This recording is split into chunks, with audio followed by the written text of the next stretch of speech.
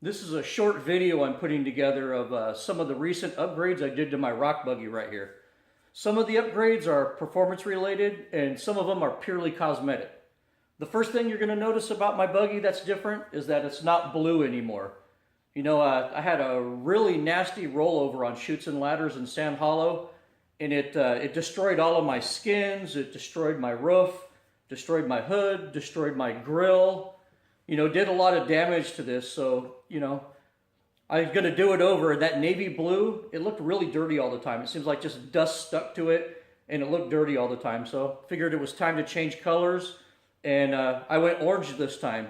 Some Chevy orange spray paint and some white racing stripes, really made this old buggy pop again. And, I think it looks pretty good now.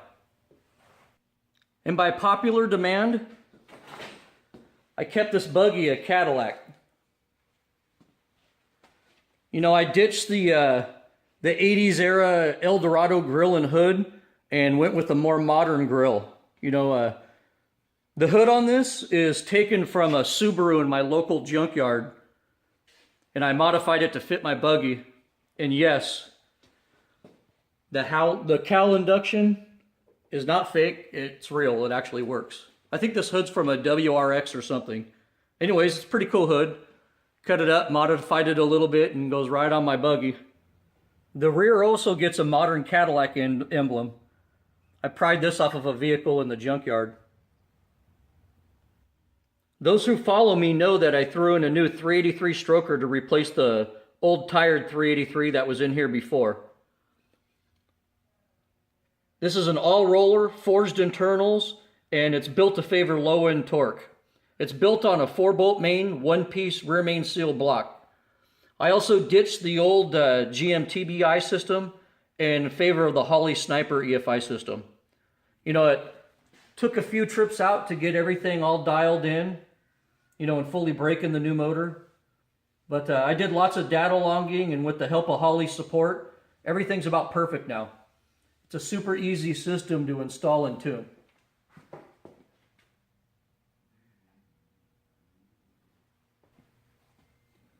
With the Holley EFI system, I also had to upgrade my fuel lines to handle the higher fuel pressures.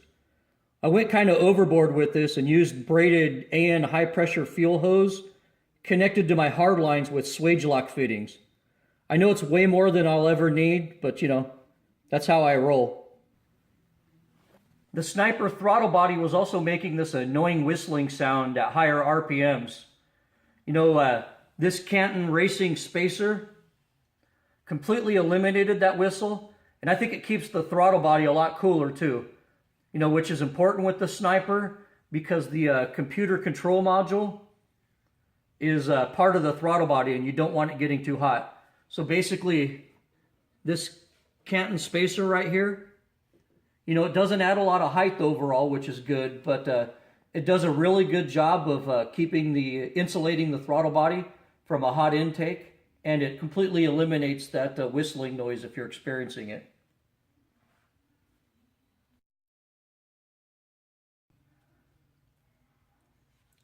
I also noticed that my oil filter was getting so hot it was changing color. This was because my oil filter was almost touching the header collector. You could probably slide a piece of paper between it, and it was just getting way too hot. So to eliminate this problem, I set up a remote oil filter system.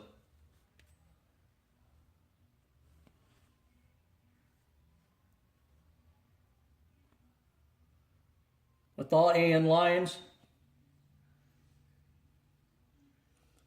And to my surprise, this one little upgrade right here lowered my average oil temperatures by about 6 degrees. So it was a worthwhile mod in my opinion. Speaking of oil, how many of you off-roaders actually look at your oil pressure gauge while you're trying to climb a steep waterfall, or you're sitting on your side in a V-notch or some other off-camber situation?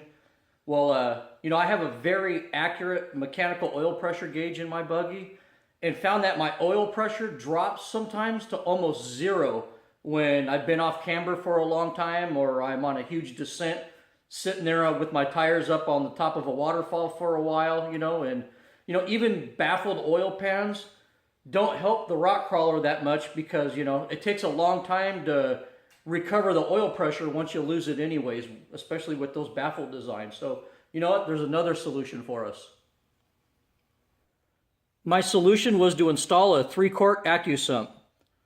You know, I'll do a video on this later, but let me assure you that installing this AccuSump makes a huge difference in maintaining oil pressure for those critical seconds when you're off camber or you're up on a hill. You know, and as an added bonus to us rock buggy guys, you know, the AccuSump can be used to pre-oil the engine before starting.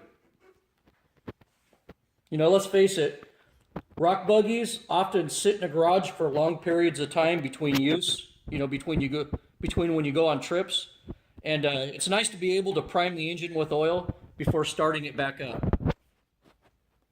For a dedicated rock crawler, you know, I highly recommend an AccuSump. I also upgraded my power steering cooler. You know, my system wasn't getting too hot, but my little derail cooler that I had on here cracked at one of the aluminum welds and it started leaking. So I upgraded to the Howl Trophy truck cooler.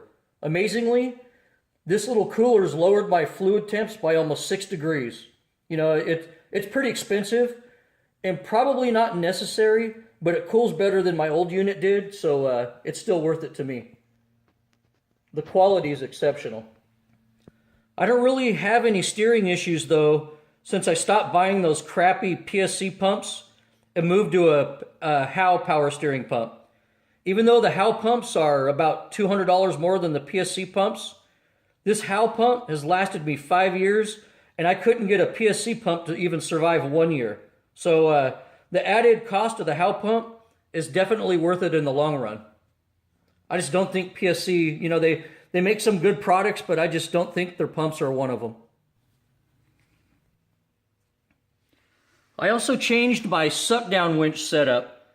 You know, before I had a hook on my cable that attached to a shackle on my axle, and that thing would rattle like crazy while driving on the trail. You know, I hated it.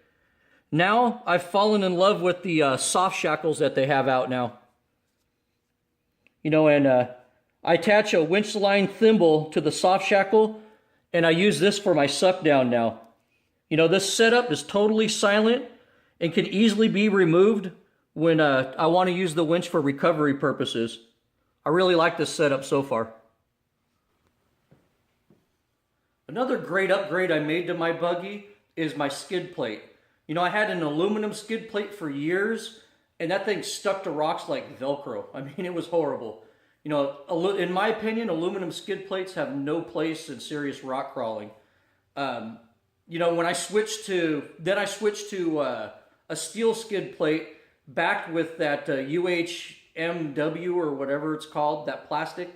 And, you know, that slid pretty well across rocks, but, you know, it was a pain in the ass to set up, and it took away a lot of belly clearance. You know, it ended up about that thick altogether with the steel backing and the plastic.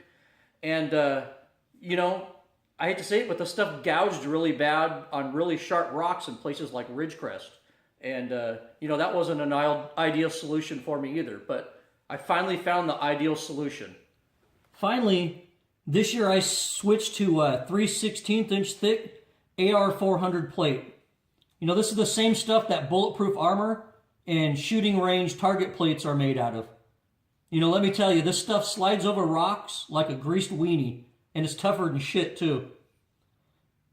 This truly is the only buy once and forget about it skid plate you can buy, in my opinion.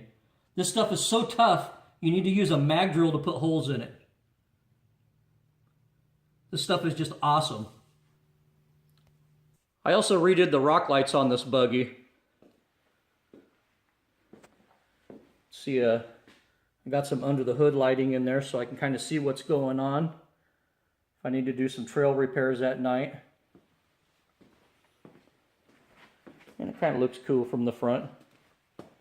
And you could see these lights right here are just the cheap ass lights from AutoZone. The cheap ass strip lights. the outdoor waterproof ones. You know, they hardly take any wattage and they're pretty damn tough, and you know, they're cheap AutoZone lights.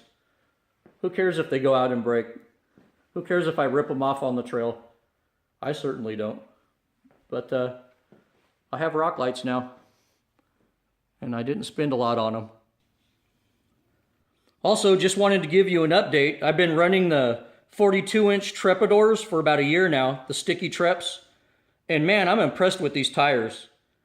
I haven't had to plug one tire yet, you know, and I wheel in all over the desert in places in California, Arizona, Nevada, Utah. You know, the traction on these is fantastic. They stick to everything, even wet rocks, you know, and they don't chunk bad like some others brands of stickies do. Matter of fact, mine really don't have any chunks in them at all with a lot of hard wheeling, you know, and they're actually a true to size 42-inch tire too. You know, in fact, they're bigger than the 43-inch SXs that a lot of my buddies run, you know. I run 3 wraps of Gorilla Tape around the rim like I do with all my single bead locks. And, you know, I haven't lost an inner bead one time, you know, even with a lot of wheeling at 4 PSI in the tire. You know, everything about these tires is fantastic. Well, except for the price. In the upcoming 6 weeks, I have trips planned to Johnson Valley, to Ridgecrest, and Sand Hollow in my rock buggy. You know, and I also have some trips planned in the near future with our Jeeps. So tune into my channel for some new wheeling videos in the coming months. And hopefully my friends and I put on a good show for you guys. Also, I've had a lot of requests lately for more tech videos like I used to have in my old YouTube channel. You know, I plan to build a 14-bolt rear steer pretty soon. I'm going to stretch Rebecca's Jeep. You know, maybe I'll make some great videos on that kind of content. We'll see. You know, check here occasionally. And as always, thanks for watching my videos.